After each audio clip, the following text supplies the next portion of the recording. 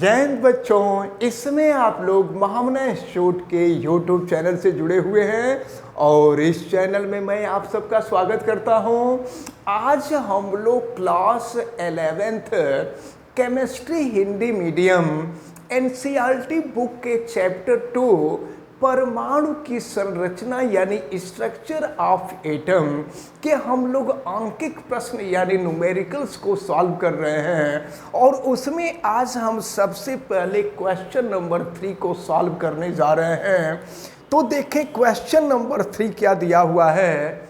निम्नलिखित नाभिकों में, देखिए यहाँ नाभिक है, ये कार्बन का नाभिक है, ये ऑक्सीजन का नाभिक है, ये मैग्नीशियम का नाभिक है, ये आयरन का नाभिक है, ये स्ट्रांसियम का नाभिक है और सबका नीचे जो होता है वो परमाणु क्रमांक होता है और ऊपर परमाणु भार होता है। और आपको पता है कि परमाणु भार में परमाणु भार में न्यूट्रॉनों की संख्या और प्रोटॉनों की संख्या दोनों का योग होता है और परमाणु क्रमांक जो होता है वो प्रोटॉनों की संख्या के बराबर होता है। तो आपसे कहा जा रहा है इनमें उपस्थित न्यूट्रॉनों और प्रोटॉनों की संख्या ज्ञात कीजिए। न्यूट्रॉनों की भी संख्या बताना है और प्रोटॉनों की भी संख्या बताना है। देखिए यहाँ पर नीचे स्मॉल n लिख दे रहे हैं। स्मॉल n यानी न्यूट्रॉनों की संख्या यहाँ हम दिखा रहे हैं और फिर यहाँ स्मॉल p यानी हम प्रोटॉनों की संख्या को यहाँ दिखा रहे हैं। तो अब एक बात तो आपको सबसे पहले क्लियर होनी चाहिए कि जो परमाणु क्रमांक होता है वही प्रोटॉनों की संख्या होती है। तो सबका देखिए, इसका परमाणु क्रमांक 6 है तो प्रोटॉनों की संख्या 6 होगी। इसका परमाणु क्रमांक 8 है, प्रोटॉनों की संख्या 8 होगी। इसका परमाणु क्रमांक 12 है, प्रोटॉनों की संख्या 12 होगी। उसी तरह से Fe में प्रोटॉनों की संख्या 26 होगी और स्ट्रांसियम में प्रोटॉनों की संख्या 38 होगी। और फिर देखें न्यूट्रॉनों की संख्या पूछा जा रहा है तो ये ऊपर परमाणु भार है और परमाणु भार बराबर प्रोटॉनों की संख्या धन न्यूट्रॉनों की संख्या। तो अगर परमाणु भार में से प्रोटॉनों की संख्या को घटा देना तो न्यूट्रॉनों की संख्या निकल जाती है। तो देखिए 13 में से 6 घटेगा 7 हो जाएगा यानी न्यूट्रॉनों की संख्या 7 होगी। ऑक्सीजन में देखें यहाँ 16 में से 8 घटेगा तो 8 हो जाएगा यानी ऑक्सीजन में 8 न्यूट्रॉन होगा। अब मैग्नीशियम में देखें तो यहाँ 24 में से 12 घटा देंगे तो ये 12 हो जाएगा।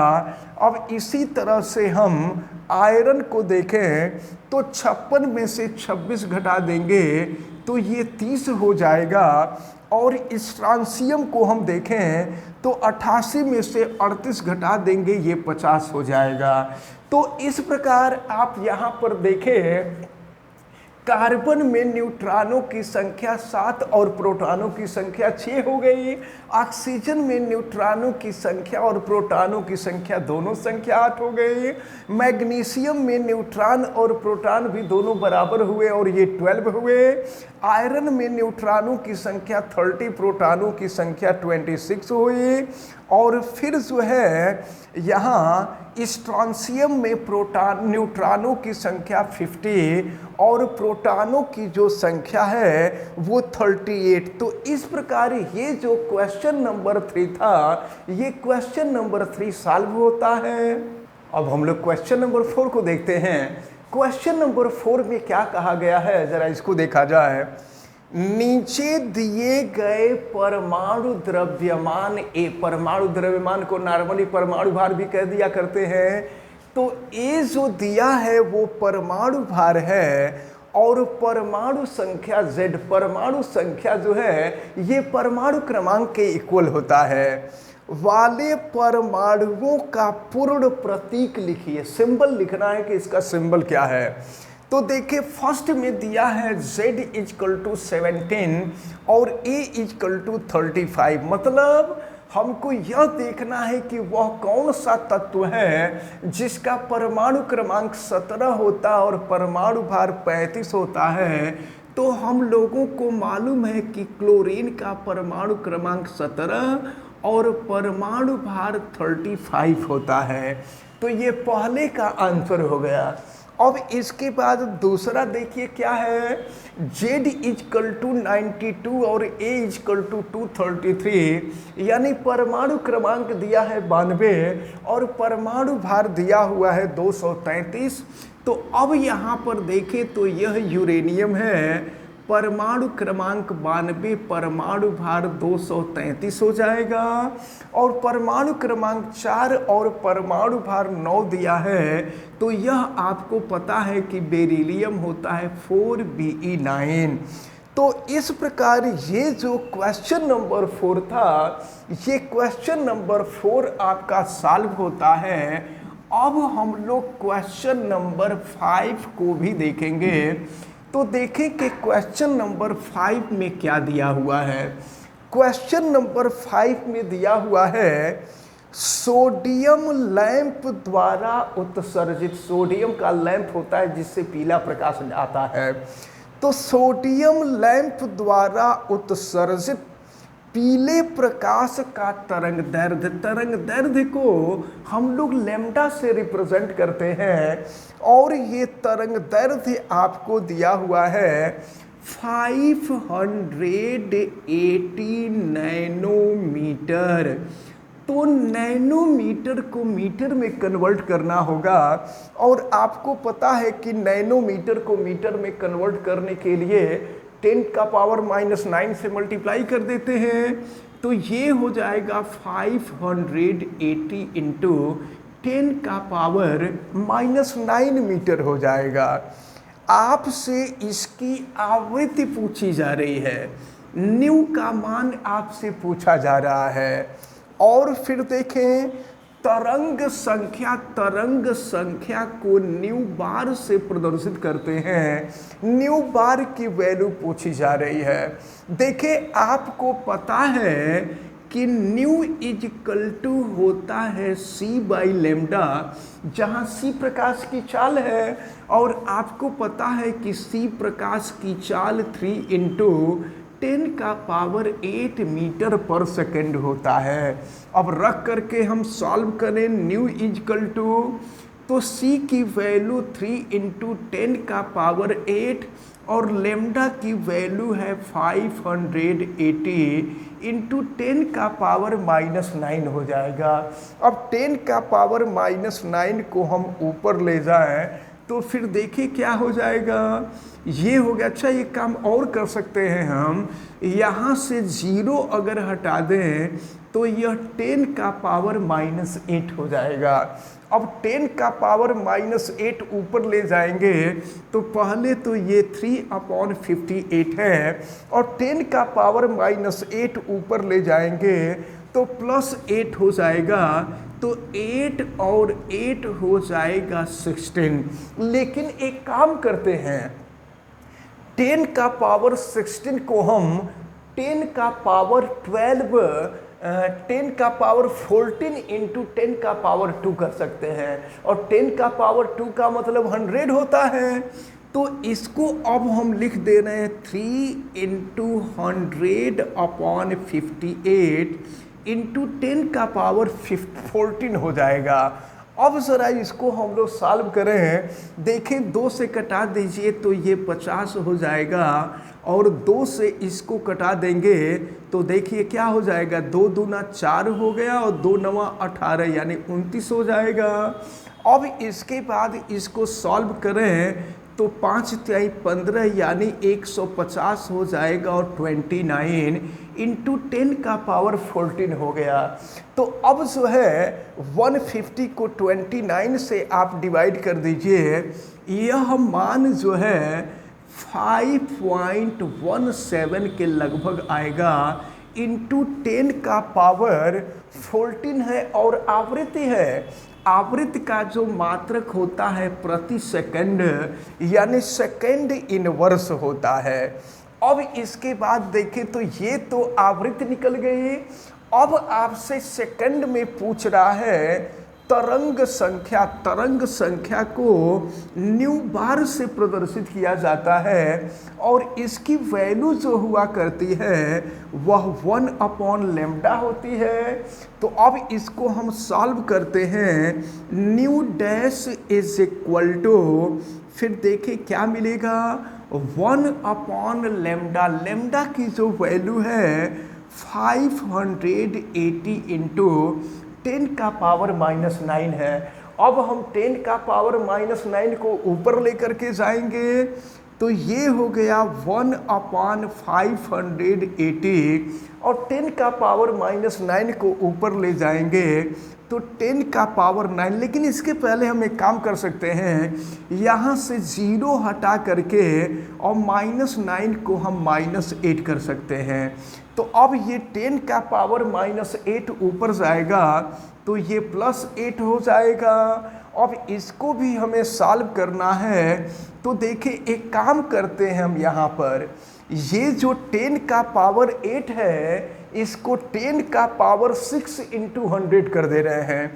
तो देखिए ये 10⁻6 कर दिए और इंटू 100 कर दिए। अब इसको आप कटाइए तो 2 से कटाएंगे तो ये 29 होगा और फिर 2 से कटाएंगे तो ये 50 हो जाएगा। यानी ये हो गया 50/29 और ये होगा 10⁻6 और 50 को 29 से डिवाइड कर दीजिए तो ये वैल्यू जो आएगी 1.72 इंटू 10⁻6 हो जाएगा। और ये तरंग संख्या है, तरंग संख्या का मात्रक प्रति मीटर होता है, यानी पर सेकंड होता है। तो इस प्रकार ये जो क्वेश्चन नंबर 5 था, ये क्वेश्चन नंबर 5 कंप्लीट होता है। अब हम लोग क्वेश्चन नंबर 6 को देखेंगे। अब देखते हैं क्वेश्चन नंबर 6 में क्या कह रहा है। देखिए क्वेश्चन नंबर 6 में दिया हुआ है, प्रत्येक ऐसे फोटान की ऊर्जा ज्ञात कीजिए। तो जानते हैं फोटान की ऊर्जा E = H × न्यू होती है, जहां H प्लैंक कांस्टेंट है और न्यू आवृत्ति है और न्यू की जो वैल्यू होती है वो c/λ होती है। जब ज़रूरत होगी तो न्यू की जगह पे हम c/λ करके सॉल्व करेंगे। अब ज़रा ध्यान पूर्वक देखें, प्रत्येक ऐसे फोटान की ऊर्जा ज्ञात कीजिए जिसके फर्स्ट पार्ट में दिया हुआ है 3 × 10⁻15 हर्ट्ज। तो ये जो है आवृत्ति दी गई है, न्यू का मान दिया हुआ है, आवृत्ति वाले प्रकाश के संगत हो। तो यहाँ पर आवृत्ति की वैल्यू दी गई है। तो चलिए फोटान की ऊर्जा आपसे पूछी जा रही है। फार्मूला आपने देखा E = hν और H का मान आपको मालूम है, यह 6.6, नॉर्मली 6.6 लिखते हैं, लेकिन इसकी जो वैल्यू होती है 6.626 इंटू 10⁻⁻34 जूल सेकेंड होता है। तो प्लैंक कांस्टेंट की वैल्यू आप माइंड में रखे रहेंगे। अब यहाँ पर हम रख देते हैं, इसी फार्मूले का यूज कर रहे हैं, E = H × न्यू। तो H की वैल्यू हम रख रहे हैं 6.626 इंटू 10⁻⁻34 और न्यू की जो वैल्यू है ये 3 × 10⁻15 है। अब यहाँ पर हम लोग मल्टीप्लाई करेंगे। तो चले देखते हैं मल्टीप्लाई करने के बाद वैल्यू क्या आती है। तो अब जो है यहाँ पर अगर ये 15 है और ये ऋण 34 है, तो 15 में से 34 अगर हम घटाएंगे, यानी 34 में से 15 घटाएंगे तो फिर ये वैल्यू 15 15 30 19 हो जाएगा। हाँ, ये जो है 10⁻⁻19 हो जाएगा। और फिर जो है अगर हम इसका मल्टीप्लाई कर लें दोनों का, तो यह मान लगभग 19.88 आएगा। अब ज़रा ध्यान पूर्वक देखें, अब आपको पता है कि विज्ञान की भाषा में दशमलव के पहले एक अंक रखा जाता है, तो दशमलव के पहले एक अंक लाने के लिए 10 से भाग और 10 से गुणा कर देंगे। तो जब 10 से हम भाग दे देंगे तो 1.988 हो जाएगा, और फिर ये हो जाएगा आपका अब ये 10 का पावर, देखिए 10 से भाग और 10 से गुणा भी करेंगे, तो 10 से गुणा करेंगे यानी 10 का पावर 1 ऐड हो जाएगा, तो ये -18 जूल हो जाएगा। तो ये पहला वाला पार्ट सॉल्व हुआ। अब इसके बाद इसी में जो सेकंड पार्ट कह रहा है, सेकंड पार्ट कहा जा रहा है जिसका तरंग दैर्ध्य, यहाँ पर तरंग दैर्ध्य लैम्डा की वैल्यू दी गई है और ये दिया हुआ है 0.50 एंगस्ट्रॉम। तो अब हम लोग एंगस्ट्रॉम को मीटर में कन्वर्ट करें, तो एक एंगस्ट्रॉम बराबर 10 का पावर -10 मीटर होता है। 10 का पावर -10 से मल्टीप्लाई कर देंगे तो ये हो जाएगा 0.5 इंटू 10 का पावर -10। और अगर यहाँ से हम दशमलव हटा दें यानी 5 से गुणा और 5 से भाग कर देंगे, तो 5 से गुणा करेंगे तो 5 होगा, 5 से भाग देंगे तो -11 मीटर हो जाएगा। तो आपसे यहाँ भी फोटॉन की ऊर्जा पूछी जा रही है, फार्मूला तो वही होगा E=H इंटू न्यू, लेकिन जब ज़रूरत पड़ेगी तो न्यू के जगह पे हम C/λ कर देंगे। तो चलिए देखते हैं क्या मिल रहा है। ये H है, न्यू के जगह पे हम C/λ कर दिए। अब सबकी वैल्यू हम नोट करते हैं। H की वैल्यू आपको मालूम ही है 6.626 इंटू 10 का पावर -34। सी प्रकाश की चाल है और प्रकाश की चाल 3 इंटू 10 का पावर 8 होगा, और लैम्डा की जो वैल्यू है ये दी गई है 5 इंटू 10 का पावर -11। अब हम लोग इसको सॉल्व करेंगे और सॉल्व करके देखते हैं कि ये वैल्यू क्या आती है। तो E= यहाँ पर हम 6.626 इंटू 3/5 कर देंगे और देखिए ये क्या मिलेगा। अच्छा, -11 को ऊपर ले जाए तो +11 हो जाएगा, तो -34 और +11 करेंगे तो 23 हो जाएगा, -23 हो जाएगा, और -23 और प्लस हो जाएगा 8, तो ये हो जाएगा -15 हो जाएगा। तो 10 का पावर -15 हो गया।